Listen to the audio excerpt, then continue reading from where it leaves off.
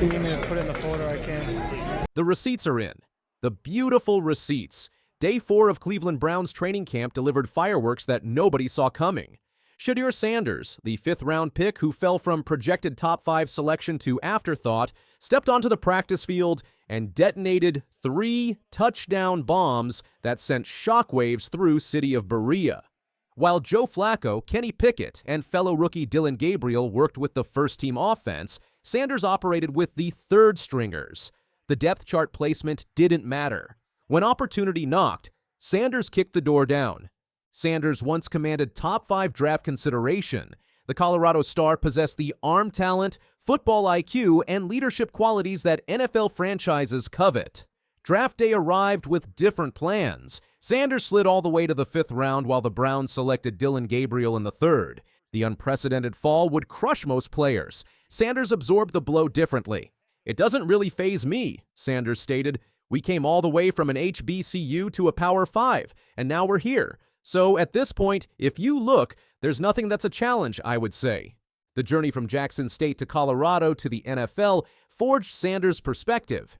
Draft position became irrelevant. Performance would write his story. Training camp began with Sanders working primarily with third-string players. Flacco, Pickett, and Gabriel received the premium reps. Sanders watched. Sanders waited. Sanders prepared. "I don't think that's my place to answer." To give the answer to that, Sanders responded when asked about his position on the depth chart.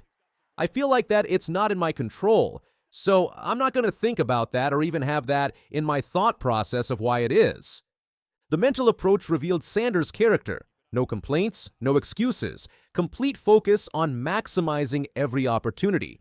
There's a lot of people who want to have the opportunity to be at this level, and I'm here, and I'm thankful to have the opportunity. So, whenever that is, that is. Sanders continued, "It doesn't make me feel down or left out because I know who I am as a person. I know who I am as an individual, and I know what I could bring to this team. So, I can never feel less than any circumstance." The deeper understanding drove his preparation. Sanders knew his moment would arrive. When it did, he had to deliver. I'll say just have a deeper level of understanding, because I know whenever I get my opportunity, I got to maximize it. So that's something you have to change in a mentality standpoint, and a mental standpoint is okay. I just got to think about what I could do to get better, even if I'm not getting reps in. I'll say just have a deeper level of understanding, because I know whenever I get my opportunity, I got to maximize it. So that's something you have to change in the mentality standpoint, and the mental standpoint is okay. I just got to think about what I could do to get better, even if I'm not getting reps in. Head coach Kevin Stefanski structured day 4 with maximum competitive intensity. The practice featured 11-on-11, 7-on-7, and red zone periods. New one-on-one drills between offensive and defensive linemen added physicality.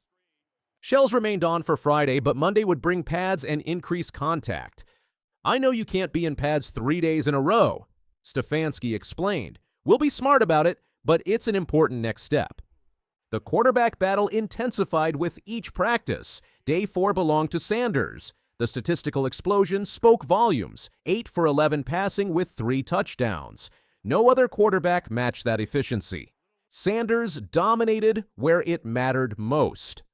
The pocket collapsed around Sanders. Defenders closed in fast. Vision became compromised. Pressure mounted from multiple angles. Sanders never flinched. His eyes locked on Luke Floriea, who made a sharp cut toward the left flank. The timing had to be perfect. Sanders recognized the exact moment to release. Without hesitation, he launched a strike not to where Floriea was, but where he was going. The ball landed in the sweet spot. Floriea secured it in stride, beating his defender cleanly. The touchdown marked Sanders' first score of training camp. The crossing route became arguably the play of the day. Sanders held tight in the pocket despite the collapsing protection. He lofted the ball inside the 5-yard line. Floriea caught the pass and proceeded to score. The textbook throw showcased Sanders' anticipation and arm talent. The red zone period demanded precision. Every throw carried weight. Sanders homed in on the target area. His second touchdown found Diontae Johnson in the back of the end zone, nearly sandwiched between 2 defenders. The ball placement had to be perfect. Johnson worked against tight coverage. Sanders delivered the strike with pinpoint accuracy. The defenders couldn't prevent the completion. Johnson secured the touchdown despite the traffic.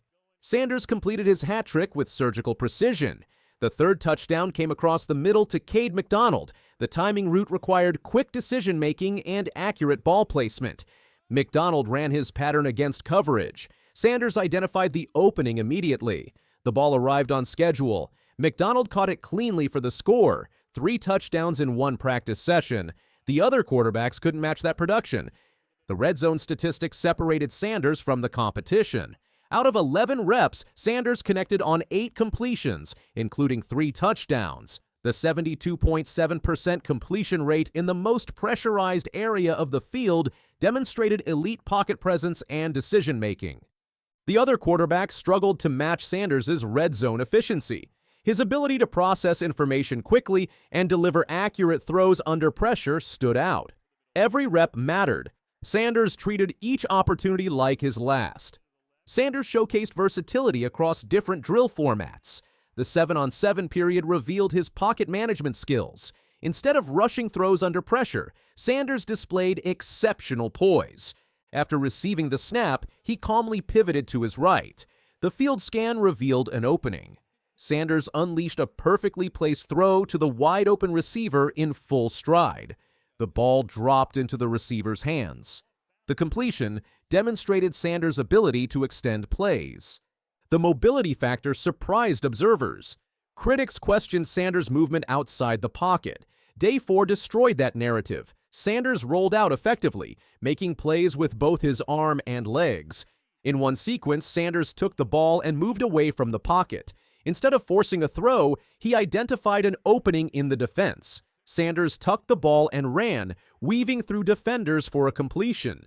The calculated decision showcased his growing versatility. Sanders proved he could do more than just throw. His ability to read defenses, move with purpose, and make plays with his legs added a dangerous dimension to his game. The other Browns quarterbacks found success on day 4, but none matched Sanders' explosive performance. Dillon Gabriel fired a ball through a tight window to DeAndre Carter during 7-on-7 work. In 11-on-11 drills, Gabriel worked on pocket maneuverability. With pressure mounting, he stepped up and found Amani Marshall for a short gain. The next play, he stepped up again and connected with Gage Larvadain on a play that reached inside the 10-yard line. Joe Flacco started red zone work with a 5-yard gain to Jamari Thrash. He followed with a sideline pass to Jerry Jeudy, getting within 3 yards of a touchdown.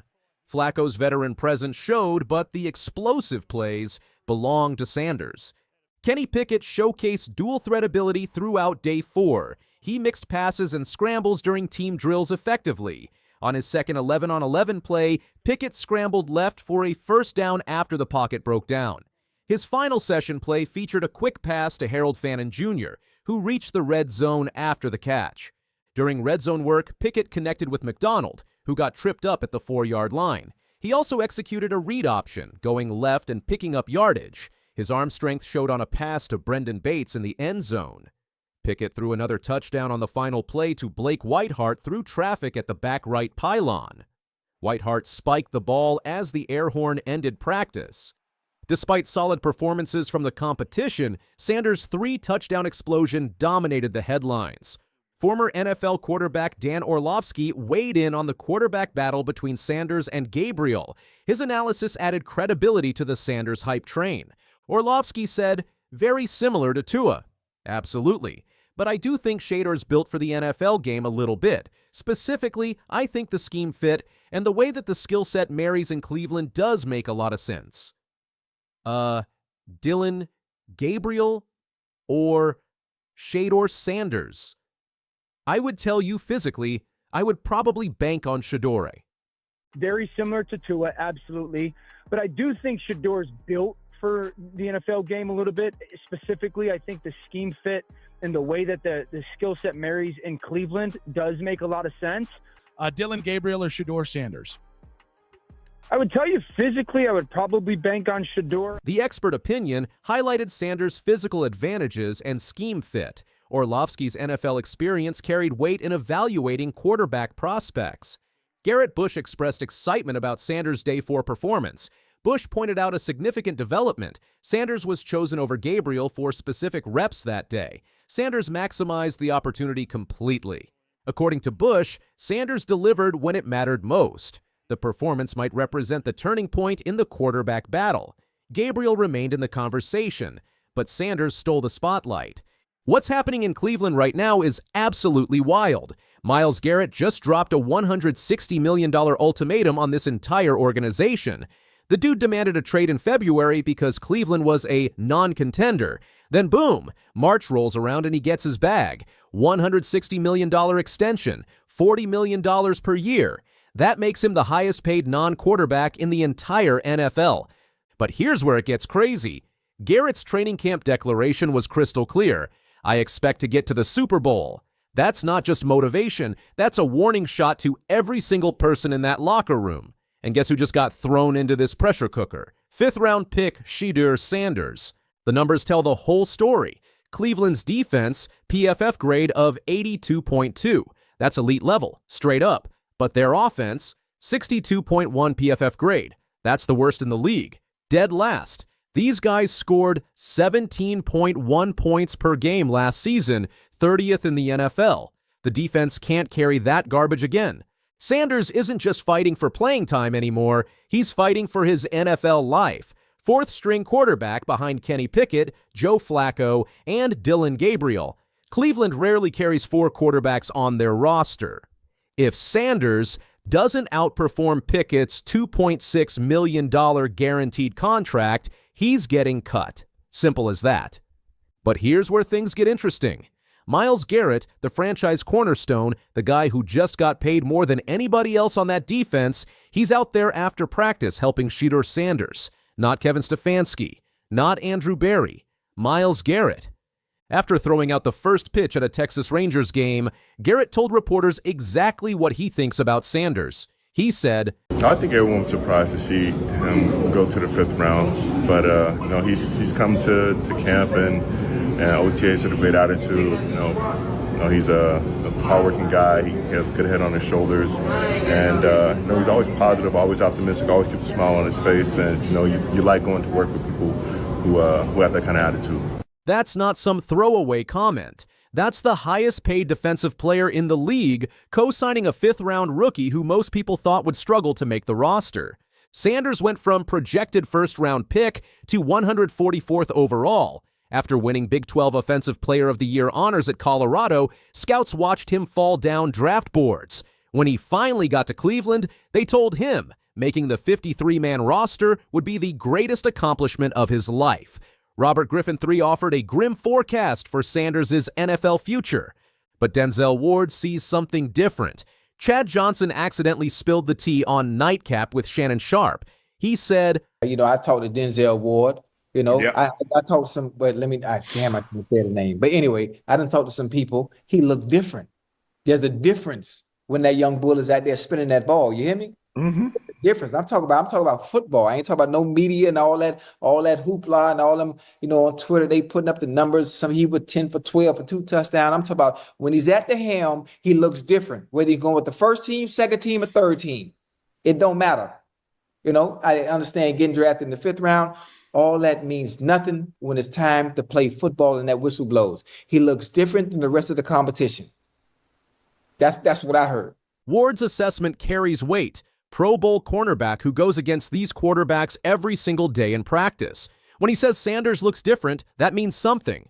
The rep distribution tells its own story. Joe Flacco starts with the 1st team, Kenny Pickett gets the 2s, then Flacco with the 1s again, Pickett with the 2s again. Gabriel gets some 1st team work. Sanders, he's running with the 3s. Limited opportunities, but he's maximizing every single one. Training camp statistics show Sanders going perfect 4 for 4 on one day. Another practice session had Sanders at 5 for 8, while Gabriel went 4 for 8, Flacco 4 for 11, and Pickett 2 for 6. Sanders threw the only touchdown pass despite getting the fewest reps, higher completion percentage than everyone else with limited opportunities. The film breakdown reveals why Garrett and Ward are taking notice. Sanders demonstrated proper progression reads where Kenny Pickett, a 5th-year veteran, was staring down tight ends and throwing interceptions. Sanders showed he could step up in the pocket under internal pressure. He executed a backside dig route at the third level, throwing over linebackers with velocity and precision. The technical aspects matter here. Sanders attacked the middle of the field, something Kevin Stefanski wants from his quarterbacks. He showed pocket awareness, drifting when necessary under internal pressure, then stepping up when the pocket formed. The ball placement was precise, throwing frozen ropes rather than arcing passes that give defenders time to react. When reporters asked Sanders about not getting first-team reps, his response showed maturity. I don't think that's not my place, to answer, to even be able to give the answer to that. I feel like it's not in my control. So I'm not even going to think about that or have that even in my thought process of why it is. Like, there's a lot of people that want to have the opportunity to be at this level, and I'm here, and I'm thankful to have the opportunity. So whenever that is, it is. But it doesn't make me feel down, or it doesn't make me feel left out or anything, because I know who I am as a person, I know who I am as an individual, and I know what I could bring to this team. So I can never feel less than, in any circumstance. That response directly contradicts the narrative that Sanders would be a distraction. Browns legend Joe Thomas told him to keep his mouth closed, but Sanders handled media questions with professionalism. About fan support at training camp, Sanders kept his focus internal. He said, I'm definitely focused on getting completions when I get out there. So the external is cool. I'm thankful for it. I'm thankful for all y'all coming out here, being able to document everything, and doing what y'all got to do. But hey, when I get out there, I'm not thinking about it external. I'm thinking about more, in the organization, thinking about getting the play calls, executing my job, doing what I got to do.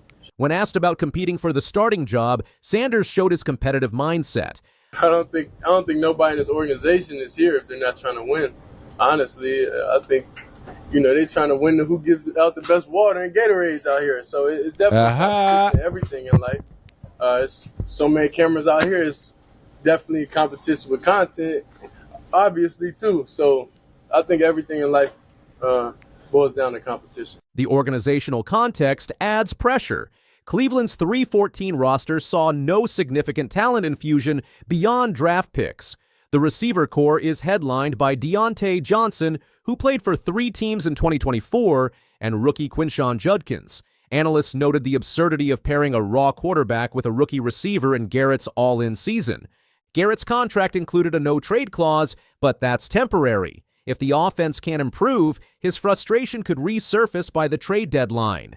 Another losing season might revive his trade demands and trigger a full rebuild.